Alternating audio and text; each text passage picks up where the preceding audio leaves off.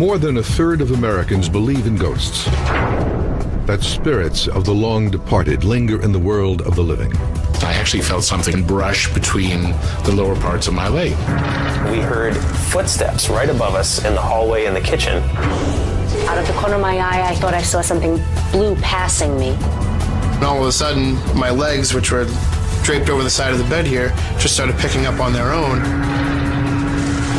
Many of these paranormal incidents have been caught on film or video. Did anybody move back and step on the wall? This man says an unseen hand moved his video camera in a haunted house. You can hear and see that there is something physically moving the camera, but it doesn't appear on the camera. I could see several anomalies moving left to right, up and down. Right there. This man says his camera filmed ghosts on a Civil War battlefield. Look. There's nobody down there anymore. A television newscast reported this amateur video might have captured a paranormal apparition right in the middle of the Vatican Basilica. And right in front of the tomb here, it's all clear, and there'll be a ghost coming up. You heard correctly. He said ghost. And the strange blue figure has become known as the Blue Ghost of Parma, after it was recorded on an Ohio gas station security camera and broadcast on national TV. Technology captured this evidence. Can science authenticate it as paranormal? Monster Quest gathered together the most compelling evidence out there to be analyzed by experts for clues to its authenticity. So this is the sofa on which Andrew was killed. But Monster Quest will also generate new evidence, investigating what may be one of the most haunted places in America, the Lizzie Borden house, using the highest resolution thermal camera in use today. We're gonna have time for this? All evidence will be submitted for analysis in a search for proof of the paranormal. Can't make much of that.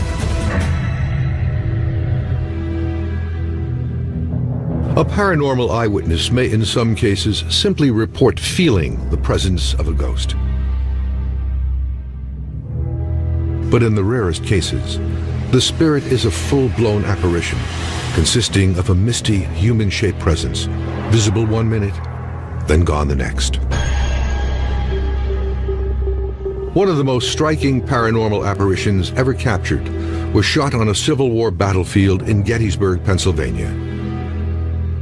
We just couldn't believe what we had saw. We kind of figured it was paranormal. The Underwood family shot the video at a place called Triangular Field in the fall of 2001.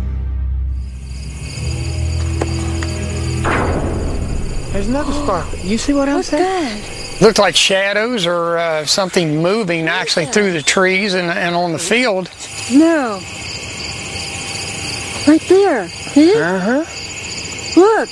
There's nobody there. They claim these are ghosts crossing the battlefield. They was actually moving in so many different directions.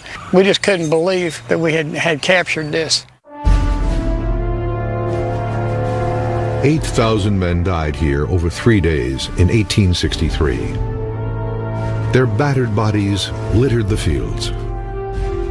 I really believe that it was actually soldiers and horses coming up the field actually for a battle. Michael Goldsworthy, a former police investigator, will use state-of-the-art software to enhance this footage. The Ocean Systems detective package actually clarifies video and brings out details that you normally wouldn't be able to see. And more detail could provide new clues to prove its authenticity.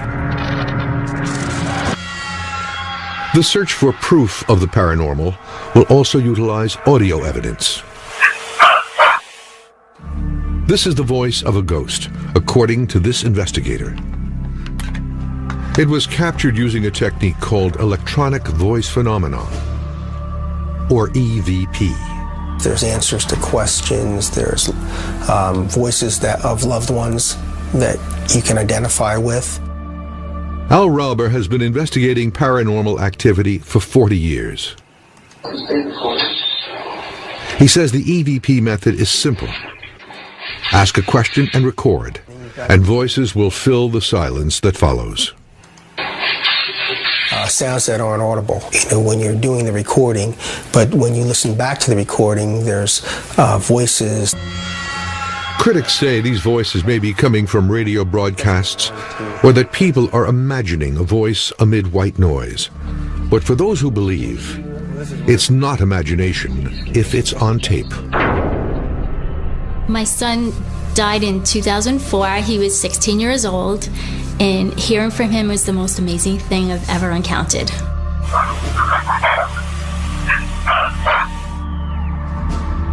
Debbie Caruso is a New York woman whose teenage son died in an accident in Mexico. Soon after, she tried using EVP to reach him. I was really excited to hear that we'd be able to speak to them and didn't believe it. She used a simple program already in her laptop computer. It takes time and training, but after you record for a long time, the voices get louder and they get stronger, and now anyone can hear them. My son Joey left me this message on his 20th birthday. It says, "Ma, I love you."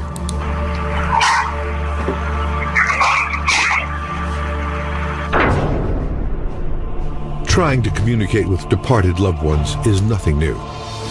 In the 19th century, seances run by mediums became a hugely popular way to try to reach the dead. But with the introduction of the camera, gathering tangible evidence of the paranormal now became a science. I mean, it's one thing for someone to start talking in a different voice or alleging that they're channeling someone in that way, but it's quite another to see something tangible.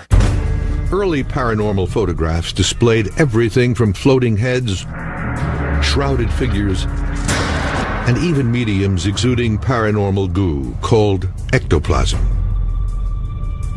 While most early ghost photos were fakes, this 1936 photograph of an apparition on a staircase in an English estate is still talked about today.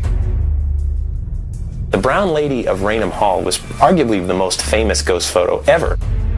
The house had a reputation for being haunted. And when it was developed, they had this sort of human shape. Taken over 70 years ago, this photo continues to cause controversy. People have checked out the negative, said it's on the negative, so whatever it was, they absolutely got a picture of it. They become legendary for being real pictures of ghosts, and that's all that ever happens. You really rarely read any technical detail on any of those photographs. But today, the technical detail needed to properly analyze paranormal evidence exists. Dave Manganelli is a paranormal investigator with nearly 30 years of experience. Ready, Al? Yeah. He and Al Rauber will lead the search for new evidence. That search will take place in Fall River, Massachusetts, at the Lizzie Borden house. Location of the sensational double murders of Lizzie's parents, Andrew and Abby Borden. They are just some of the spirits witnesses say they've encountered here. The Borden case is really interesting because it was the crime of the century. Back in August of 1892. On the morning of August 4th, 1892, Abby Borden was upstairs in the guest bedroom. The killer entered and approached her from behind carrying an axe, using it to strike her again and again until she was dead.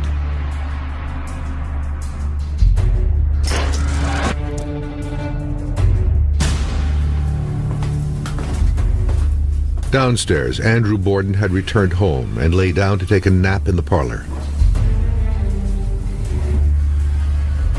Someone approached the room, axe in hand. The first blow struck him in the head. He may have awoken to see his attacker, but it was too late. Again, the axe fell over and over.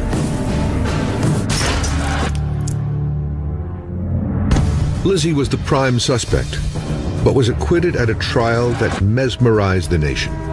And now, more than a century later, there are regular reports of strange things happening in this house. There is a lot of voices, footsteps, sounds, objects moving, things like that. My first personal experience in the house here was not long after we had purchased it in June of 2004. I went to the basement and I walked off the bottom step and took a step forward into what felt like a walk-in freezer. I felt what felt like 2 fingers being run down my back. And I stopped dead in my tracks. It's possible Andrew and Abby Borden might still be lingering, looking for some kind of divine justice all these years later. For the investigation, the house will be rigged with 7 video cameras, all feeding into one central location, recording activity all night into the pre-dawn hours. Al Rauber will record audio, looking for paranormal voices. And Dave Manganelli will shoot with a new state-of-the-art infrared camera, never before used in a paranormal investigation.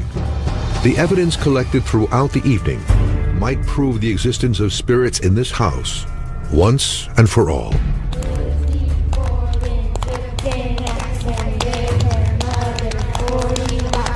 Okay, stop it now. Whoa, maybe back up. Why would this be so dark?